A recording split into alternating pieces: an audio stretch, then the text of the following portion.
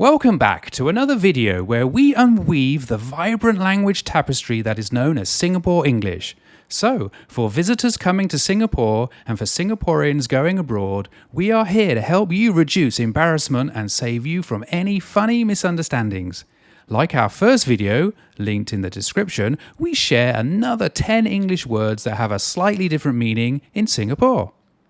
I really don't like my new colleague. When the boss is nearby, suddenly she has a lot of action. Action? So she gets her job done. Why wouldn't you like her? In Singapore, action means to appear to carry on an activity for display purposes only. The word is wrongly used due to confusion of the Malay word berlagak, which can either mean show off or to act. Among the many noun definitions of action, it is also a verb and is defined as to take action on or deal with. Example, your request will be actioned. Or in other words, your request will be dealt with. So ironically, the phrase "that fellow always likes to action" is actually a compliment. He gets things done. You need to chop this document. Oh, okay. What, in small pieces? Huh? No, chop here. Oh, can't I just use scissors or something? Huh? No, I mean chop it, Oh. not cut it. Oh, chop, okay. In Singapore, chop refers to a stamp or seal and to stamp a document. The word chop was originally from the Malay word cap, which is from the Hindi word sharp. In standard English, the word chop means to cut something into pieces with repeated sharp blows of an axe or a knife. It can also be a thick slice of meat, especially pork or lamb. The use of the word chop to mean stamp is unique to this part of the world, so please be careful. Business people in the West will be quite confused. It is known as a company stamp or seal. I like to play the piano. Oh, last time I liked to play the piano too. Last time? What, you only did it once? No, last time when I was a child. Oh, last time. Oh, in the past. And you did it often? Yeah. Okay. Yeah. In Singapore, this is used to talk about any event from the past, whether it's from childhood or an event that happened some time ago. Last time I lived in UK. In standard English, last time refers to a specific occurrence of something. For example, the most recent time. The last time I saw him was at his wedding. It is not used for something that happened long ago, nor something that happened continually in the past. It cannot refer to a general time in the past. For that, we use previously or in the past. Okay, I'm off to marketing now. What, new job? I thought you were a teacher. Marketing. In Singapore, going to the market or supermarket to buy food is called marketing, which makes sense actually.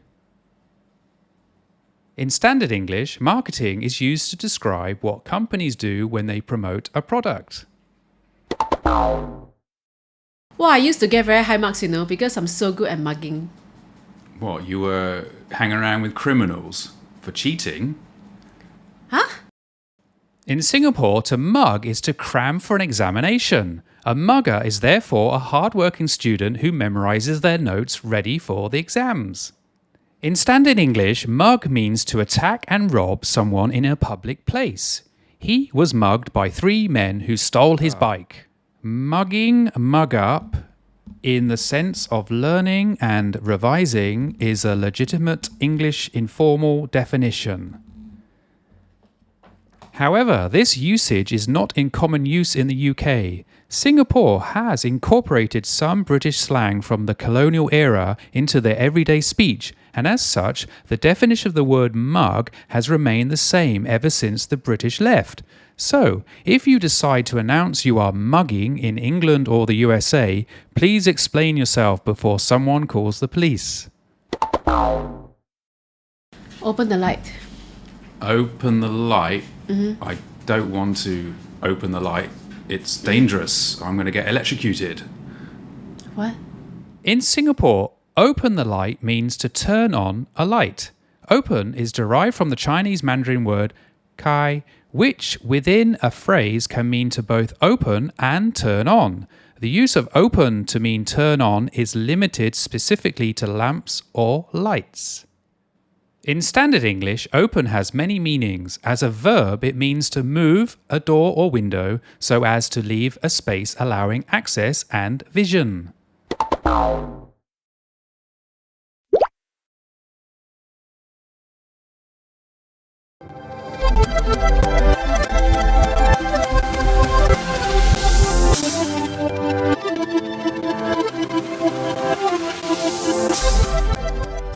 In Singapore, revert is written in emails to mean reply. Some common phrases found in email messages include, please revert to me, which means please get back to me, or I will revert to you tomorrow, which can be replaced with I will reply tomorrow.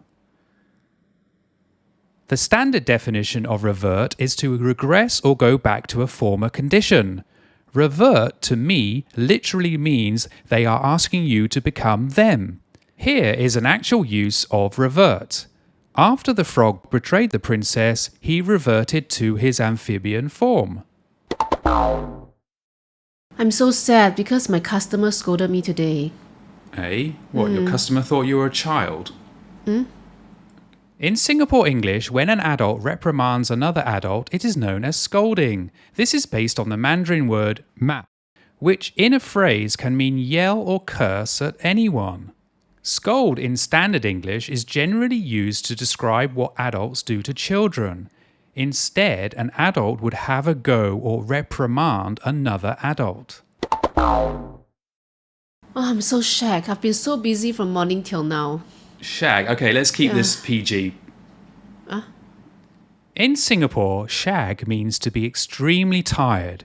It should be spelled shack. However, it is often misspelled and mispronounced as shag.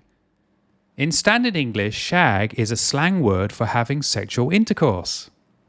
Oh my god, let me stone here for a while. What, are you taking drugs? In Singapore, stone means conveying either a lack of activity, a state of stupor, or stunned bewilderment. In standard English, stone or stoned is a state of mind which occurs after smoking weed. If you say you are stoned in the UK or the USA, you may be hassled for some weed. These words are not going to cause too much confusion in everyday communication, but it's good to be able to pinpoint some of them and to be aware of the differences. Remember to check out part 1 for another 10 words in the description below. Please like and share and subscribe.